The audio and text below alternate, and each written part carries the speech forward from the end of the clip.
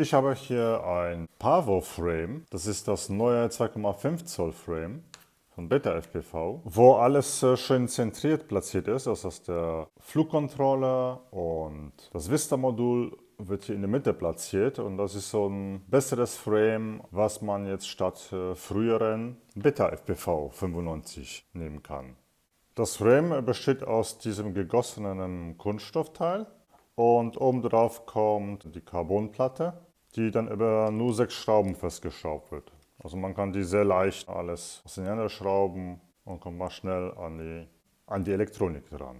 Für die Kamerahalterung, wo die Kamera montiert wird, ist hinten auch eine Halterung für eine HD-Kamera. Das heißt, ich kann oben hier eine GoPro Lite montieren.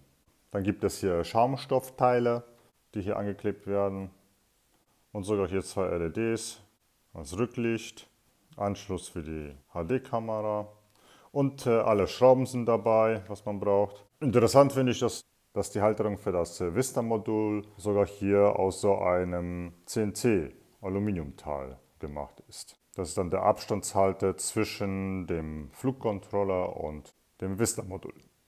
Laut Zeichnung wird der Pavo 25 so zusammengeschraubt. Also hier oben wird der Flugcontroller platziert an der Stelle. Dann ist dieser Aluminium-Abstandshalter.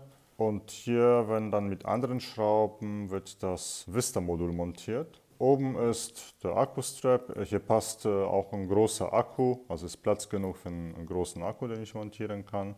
Ja, und das Ganze wird dann mit 6 Schrauben hier festgeschraubt.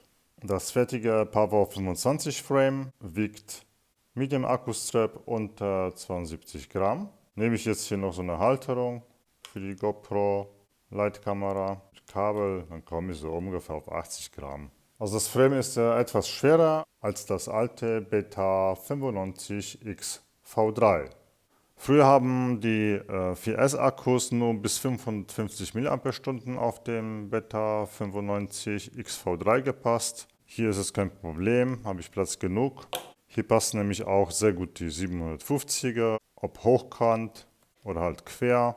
Sogar der 900er passt hier wunderbar rein. Habe ich noch ein bisschen Platz. Oder so ein 1100er. Das heißt, ich habe genug Platz, um auch große Akkus hier drauf zu packen, um auch damit etwas länger für Videoaufnahmen zu fliegen. Und so sieht der Pavo 25 fertig aus. Ein Pavo wiegt 156 Gramm. Dazu käme so ein ordentlicher Akku mit so 50 mAh. Dann wären wir bei 236. Dann brauchen wir natürlich die Schraube und die Halterung. Dann sind wir schon bei 258 und dann ist da 360 Go 2.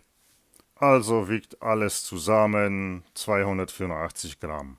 Die Insta360 Go Halterung ist hier nicht so besonders toll, weil alleine die Halterung 18 Gramm wiegt, plus die Schraube sind es schon 21 Gramm. Alleine für das Gehäuse, hier lohnt sich eher eine gedruckte Halterung zu nehmen, die dann vielleicht nur noch 4 Gramm wiegt. Vorteil von diesem Gehäuse ist gerade für große Drohnen, dass man hier noch externe Stromversorgung hat. Das heißt, man kann hier quasi dann die Insta360 Go mit Strom versorgen, sodass die Länge aufnehmen kann. Das Pavo 25 Frame eignet sich sehr gut für Videoaufnahmen, also für ruhige Aufnahmen. Für Freestyle ist so ein Frame nicht vorgesehen, daher ist es hier schwer, Flips und Rolls zu fliegen. Aber für Cinematics-Aufnahmen ist das Frame richtig gut. Also, viel Spaß beim Fliegen!